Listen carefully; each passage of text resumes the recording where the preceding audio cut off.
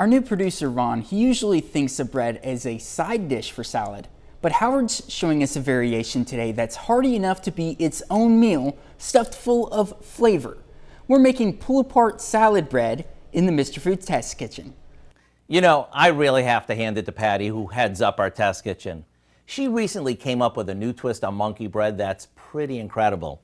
As you know, monkey bread is usually a sweet pull-apart bread that's great for breakfast or brunch. Well, Patty broke all the rules and created a savory version that's studded with veggies. Like with all other monkey breads, we start by cutting dough into pieces. Next, we put them in a bowl and toss them with some melted butter, along with a packet of ranch dressing mix.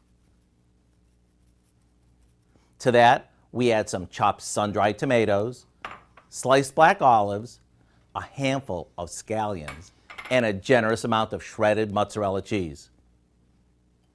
Once it's tossed, we place it in a greased bun pan. This goes into the oven for about 40 minutes or until the dough is set and the outside is golden. After it cools slightly, invert it onto a platter and surround it with all sorts of salad fixings to make it even more special. To get this fun to make and fun to eat recipe for what we call pull-apart salad bread, simply visit our website. I know you'll be glad you did.